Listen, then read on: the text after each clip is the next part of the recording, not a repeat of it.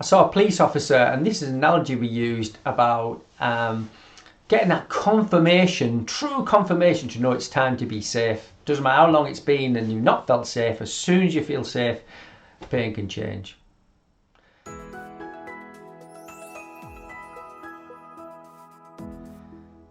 A police officer said to me, incidentally, I've had pain in my neck for 20 years since I had a whiplash injury.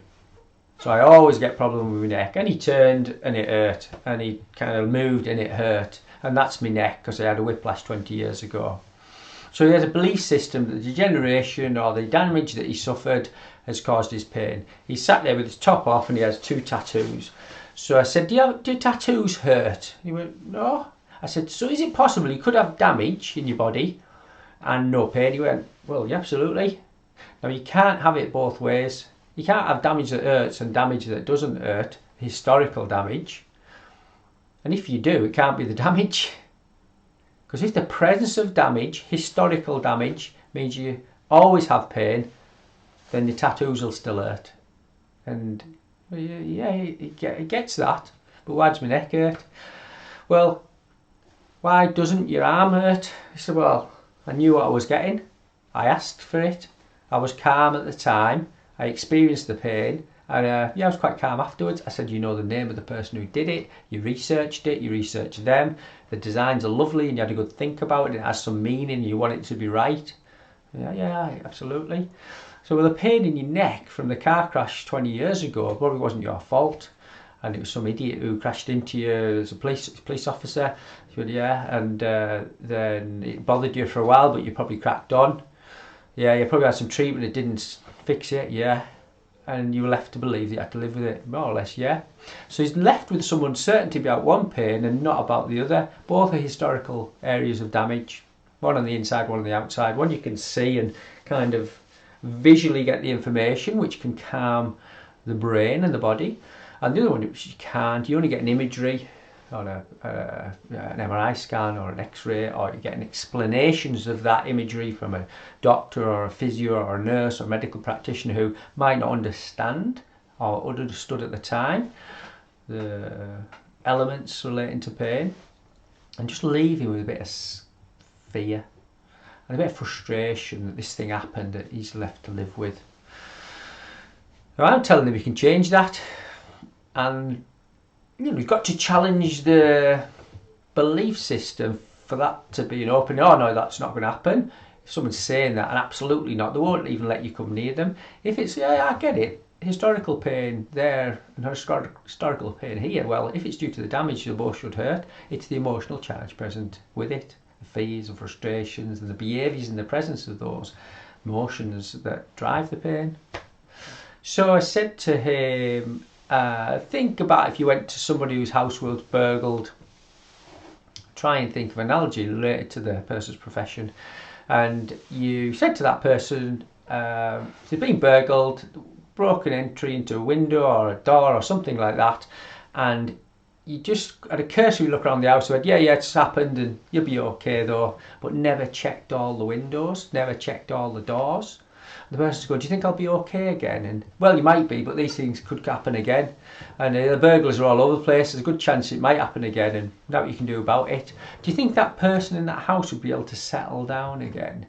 Do you think they'd be able to stay calm and sleep in the bed at night long after the event? Or do you think that might make them a little bit anxious about the prospect of something happening again? Are very guarded throughout their day around the thoughts of that thing?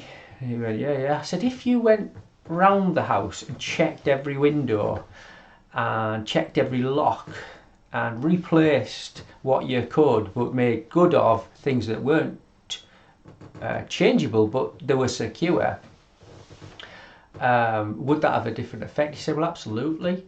So you always have to go through the systematic check of these physical changes to know that those changes are what they are, but that the body's still secure with those changes. And that this event happened like the burglary. There's no reason that should happen again. The person's being arrested, the house is secure, it's one of those things, you can overcome it. And once the person feels safe, right, once you've checked everything for them, then really it's harder to get that fear back.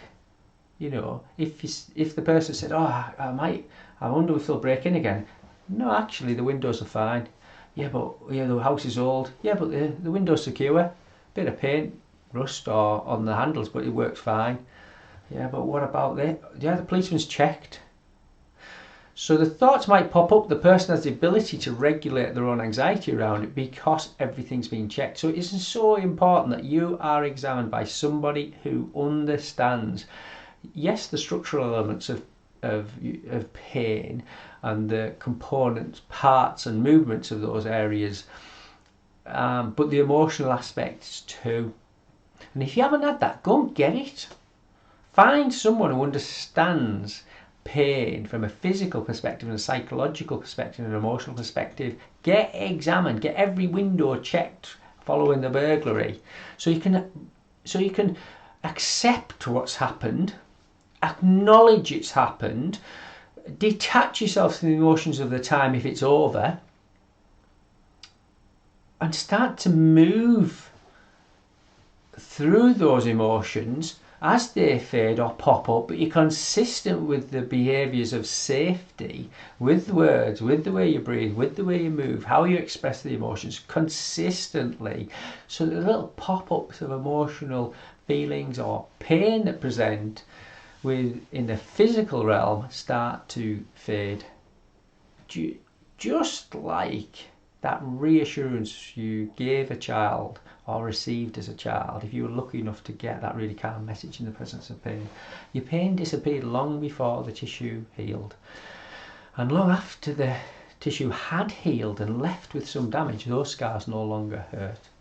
So if pain has stayed a lot longer than that, or there was no injury like a physical trauma to explain some aspect of that pain, then it's the emotional charges present at the time, present now, which continue to be the driver of the pain. And they can change, and so can your pain.